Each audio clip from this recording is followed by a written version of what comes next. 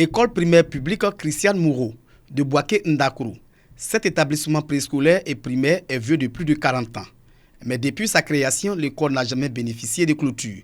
Toute chose qui expose les enfants et les enseignants à de nombreux dangers. Cette situation est désormais un vieux souvenir. Le ministre des Transports, Amadou Kone, par ailleurs maire de la commune de Boaké, vient d'offrir une clôture flambant neuve à l'établissement scolaire. Un rêve devenu réalité grâce au cri de cœur du personnel d'encadrement qui a sollicité l'appui du donateur. Le maire étant empêché, la remise de l'infrastructure est faite par le troisième adjoint représentant le donateur. Le maire Amadou Kone est soucieux des conditions d'études des enfants parce que la vision du maire, c'est de faire en sorte que le développement soit une réalité à Boaké. Et le développement ne peut pas se faire sans l'école. Le développement commence par l'école. Comme on le dit, l'école est la pierre angulaire de tout développement. Les responsables éducatifs et la porte-parole des écoliers traduisent leur reconnaissance au maire. Nous tenons à vous dire infiniment merci pour votre action de bâtisseur. Nous avons encore, papa, quelques besoins que nous énumérons. Besoin de latrine, d'un préau pour servir de réfectoire pour la cantine.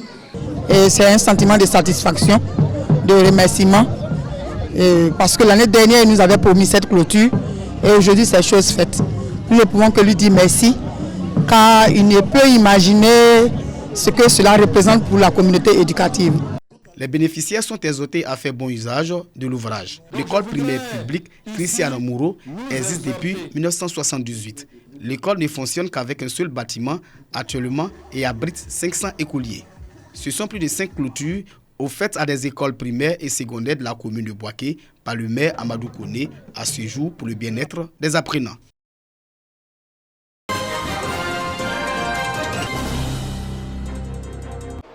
« 79 bénéficiaires du programme des travaux à haute intensité de main-d'œuvre TIMO dans les communes de Béoumi, Bodokro et dans la sous-préfecture de Marabadiassa ont reçu leur chèque de mise en activité. Ce programme, destiné aux jeunes âgés de 18 à 40 ans, vise à les rendre autonomes à travers des activités de salubrité, d'assainissement, d'embellissement ou encore de curage de caniveaux, contribuant ainsi à l'amélioration du cadre de vie des populations. La collaboration avec la plateforme des services que nous remercions, avec les collectivités locales et l'agence emploi jeune nous permet d'être vraiment efficaces. Et je peux dire que le bilan est très positif parce que cette activité a un impact considérable sur les jeunes. Merci au président de la République, son Excellence Alassane Ouattara. Il a déclaré l'année de la jeunesse et dans les actes, cela est réel. Merci beaucoup au ministre Madou Touré qui fait mains et pieds pour que les mairies, les collectivités puissent bénéficier de l'appui de ces jeunes-là pour embellir les villes, pour les rendre vraiment propres. Heureux, les bénéficiaires estiment que cet accompagnement est un pas important vers leur insertion professionnelle. C'est pour aller vendre un peu de bananes au marché. Ce projet, voilà, ça nous a permis de s'insérer dans la vie active un peu. Après ce projet, voilà, les retombées pourraient nous servir à entreprendre. Le sous-préfet et le maire de Béoumi ont profité de l'occasion pour encourager les jeunes à s'intéresser davantage au programme mis en place par le gouvernement afin de favoriser leur autonomie.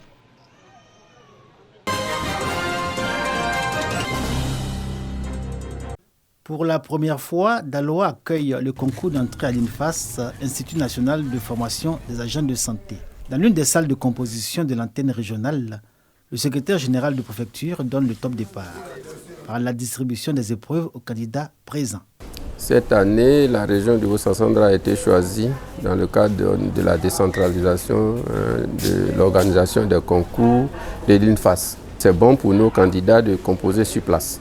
Je voudrais rassurer les candidats qui doivent compter sur leurs propres valeurs, sur leurs propres connaissances et composer sereinement. Ils sont 8900 candidats à composer à Daloa. Les filières concernées sont auxiliaires de santé, infirmières, sages-femmes et maïoticiens. Les candidats, heureusement, sont arrivés à l'heure, les surveillants également. Tout se déroule bien. Nous avons, au plan national, environ 130 600 candidats.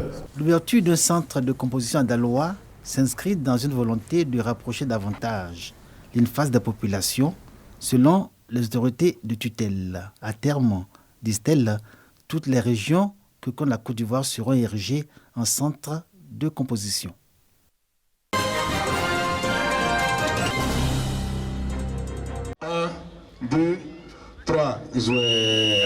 Koulibaly Léon est intronisé chef du campement digne de la région du Hambol en présence des autorités administratives municipales, de l'ensemble de la chefferie traditionnelle ainsi que la population.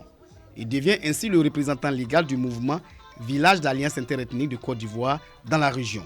Occasion pour le représentant de Balthazar Touvoli, chef central de ce village d'Alliance interethnique, de donner les directives de la haute chefferie au chef nouvellement investi afin de mener à bien sa mission. Nous allons bientôt rentrer dans une période très sensible de notre pays, les élections.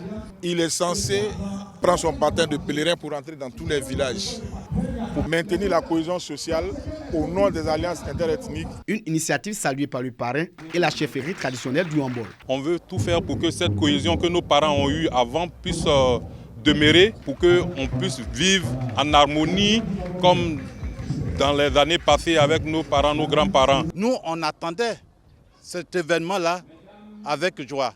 Et nous sommes heureux qu'aujourd'hui, cette histoire d'alliance soit vraiment une réalité. Le chef du campement digne du Hambol dit venir en appui aux actions des différentes autorités de la région dans le but de favoriser un climat de paix et de cohésion par les alliances interethniques. Toutes les autorités administratives et locales ont un devoir déjà au niveau de l'État, c'est de promouvoir la paix. Donc nous venons en appoint à ceux-là pour contribuer à donc créer la paix et la cohésion sociale entre les fils et les filles du Hambol. Les représentants de l'autorité administrative et du maire expriment leur gratitude aux initiateurs de ce mouvement et assurent de leur collaboration avec le chef du campement digne de la région.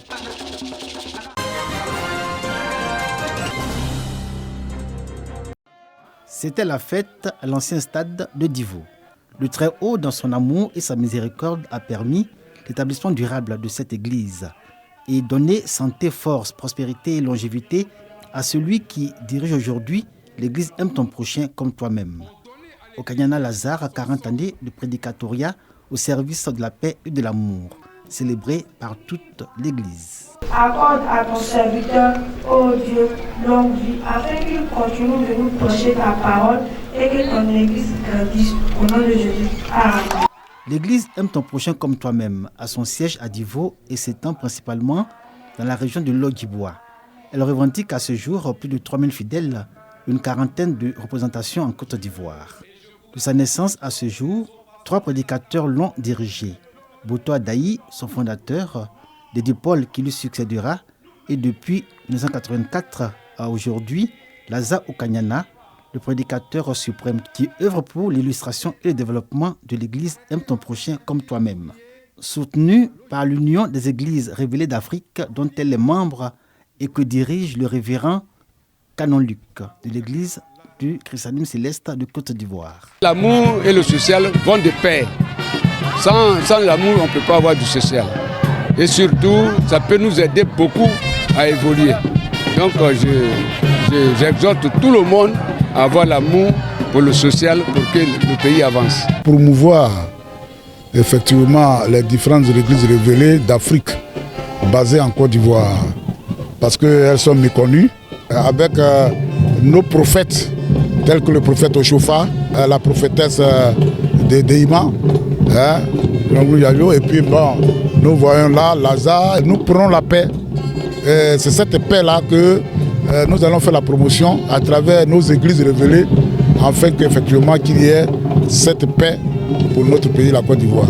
Le 24 août 2024 reste pour les fidèles de l'église Aime ton prochain comme toi-même une date historique et bénie de Dieu. Le prédicateur suprême Okanyana Lazare les invite à toujours suivre Jésus-Christ et l'imiter, dans l'espérance d'une humanité de fraternité, de paix et d'amour.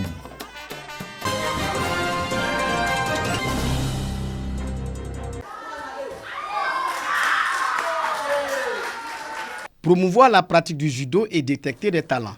Tel est l'objectif des responsables du Judo Club Ivoire de la Ligue de Gbeke. Ce club de judo, en partenariat avec la Fédération ivoirienne de judo, a initié une compétition dénommée Coupe d'Abonné Seydou pour la détection des talents de judo. Cette compétition sportive est à sa première édition et a vu la participation des enfants et jeunes judokas issus de clubs de Bouaké. À cette occasion, plusieurs combats ont opposé les enfants dont l'âge varie entre 2 et 18 ans. Demain, on veut que ces enfants-là représentent dignement le Béquet, la Côte d'Ivoire et pourquoi pas avoir des champions du monde et des champions olympiques au niveau du judo Côte d'Ivoire. Je veux devenir championne internationale. Je fais du judo ma carrière. Les responsables de la direction départementale des sports encouragent l'initiative. Le judo représente un point essentiel dans la direction départementale de Bouaké. Il permet aux enfants de s'épanouir, d'avoir la maîtrise de soi. Le conseil que je peux donner aux enfants, c'est de s'armer de courage, d'être fort physiquement et mentalement. Il faut montrer aux parents et aux coachs qu'on a l'amour de la chose. Les enfants sont invités à respecter leurs parents, à s'approprier les études et la pratique du judo pour leur épanouissement.